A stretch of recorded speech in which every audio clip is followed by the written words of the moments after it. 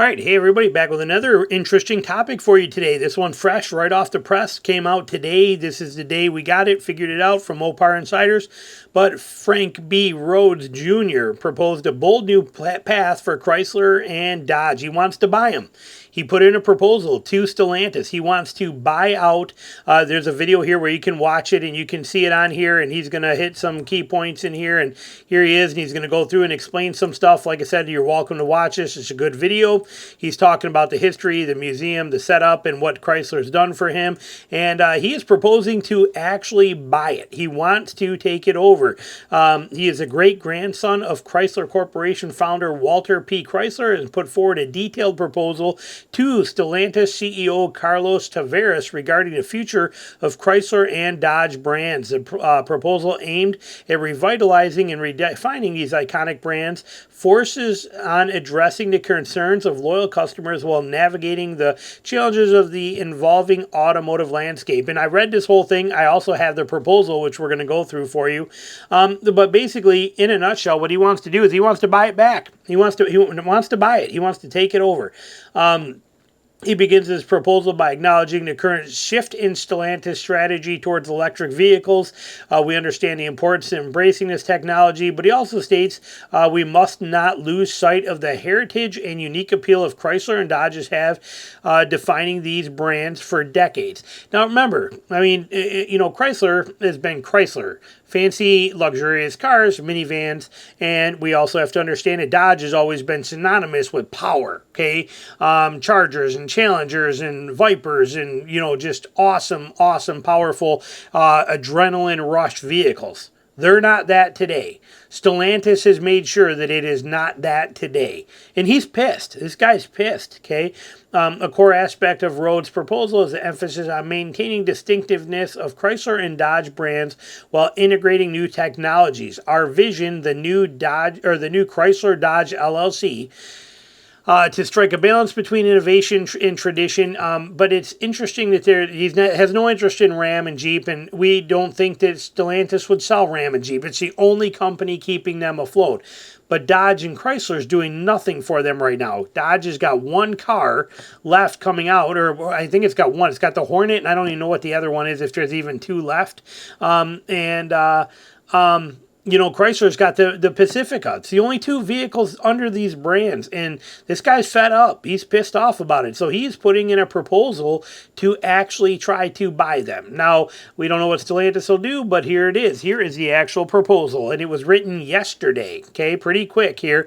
It is to Carlos Tavares, CEO, and to Christine Fuel, who she's not doing very good for this either. But I think her hands are more tied because of Tavares, then I think she'd have more capability and be able to do more if it wasn't for Tavares basically screwing her over. That's my thoughts on it, but I'll keep that to myself here. But here it is right here. It says, I am the great-grandson of Walter P. Chrysler, innovative founder of Chrysler Corporation, 1920-25. Next year will be the 100th anniversary of the Chrysler brand. I am disappointed to not hear of celebrations of this milestone such as American icon automotive industry.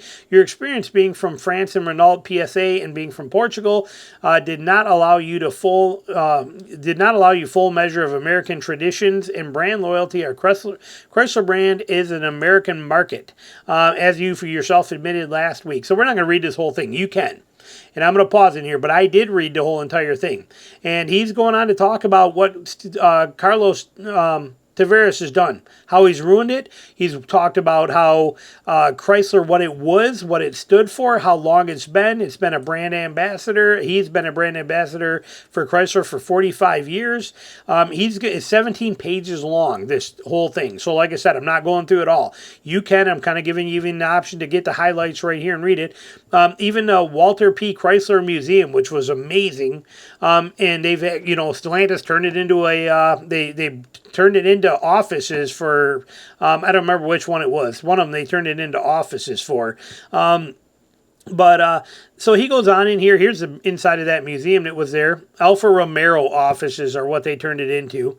This year, Stellantis allocated enormous $3.2 billion, amounted to repurchasing shares instead of allocating those significant funds to Chrysler Dodge brand reinvigoration.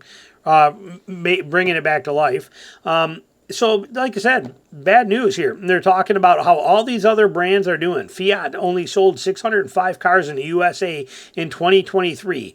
Alfa Romeo struggled to sell a few thousand cars here. Yet these are brands that are all Stellantis brands, and he's getting fed up with it. He's done. Okay, he's mad. And his whole thing is a lot of slaps in the face to Tavares. That's what this whole thing is a lot of how you failed. You screwed up. You failed. You did miserable. You didn't do your job well. Here's Farrell, or however you say name. And, like I said, her hands were tied, but she didn't get anything accomplished either. She's been in charge of Chrysler since 2021. She's got nothing done here. And so he's upset. He wants to buy it, and he's going on and on about it. And it's a very good article, this proposal that he laid out. It puts a lot of interesting stuff into perspective. It is well worth the 10 or 15 minutes it's going to take you to read it. And he even rips on the fact that the Belvedere plant, which was supposed to be reopened, is now not. He goes on to cover all bases of this thing here and dive into it. He said, I, as a Chrysler family member, disappointed brand enthusiast, as well as stockholders, unfortunately I have no way of having direct Chrysler ownership, want to propose a daring plan for the company to maintain its American heritage and reinvigoration as a brand that will come back to its roots of design innovation, as well as an affordable auto brand. He goes on to everything. My proposal for your consideration as follows. I hope that we can have an exploratory discussion of the possibilities of carving out the Chrysler, Dodge, and Mopar business from Stellantis. Okay, it's pretty interesting. Like I said, it's not saying Jeep and Ram yet, but there is possibility that if he gets this and he starts doing good, that maybe he could buy Jeep and Ram in a year or two. He talks about the fact that he's in here saying, I will retain legal and financial structured advocates, consultants, investment bankers, lending syndicate representatives, the relevant employee groups, UAW representatives. He says, I'll get everything. Okay, and then it's going to be called the new Chrysler Dodge LLC is what it's going to be. My plan in terms is to carve out and acquire entire related Chrysler, Dodge, Mopar operations. Pretty interesting. We'll have to see what happens here. Realistically, I do not believe that Stellantis is going to dive into this, but we know that Chrysler and Dodge are two dying breeds for them, and we also know that Chrysler and Dodge are two ones that Tavares says, hey, let's get rid of. We don't need it anyway. If they're not producing, we're going to cut them. Remember, he said, if it's not making us money, we're going to cut them. Well, it's not making them any money. Here's an offer on the table. Okay, and here even that Frank guy even dives in on him right here. By the way, the Stellantis price during my 3 years of ownership over that of other stockholders has not presented any meaningful price appreciation, while your salary and bonuses has ballooned to $40 million. Not a strong endorsement, in my opinion, of your pay for stockholders' performance, which is the only way stockholders measure success in their investments. So he's, he used his own stuff right back on him, and he's very right. Okay, I look forward to hearing from you soon to provide more details of my plan and how the 100th anniversary in 2025, my great-grandfather's company can return to American ownership and save and bring back well-paying jobs for thousands of employees who rely on it as part of the Chrysler 2025 return.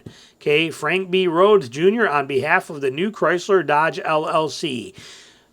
Crazy. Pretty awesome. We don't know what's going to happen. It could be something does, something doesn't. I don't know, but pretty awesome here. And this could be a big savior for Chrysler and Dodge, and possibly could be a way in back into the U.S. for Ram and Jeep, which, like I said, might be kind of tricky there. But at the rate that Carlos Tavares has destroyed Chrysler and Dodge, is also, if he destroys Jeep and Ram at the same rate, like I said, and this new Chrysler Dodge LLC ends up taking off and doing well and bringing some great things, maybe we can get Ram and Jeep back over here. First we've heard of it in many years here since Stellantis took over. This first opportunity has presented any light to it. Let me know your thoughts down below. Thanks for watching.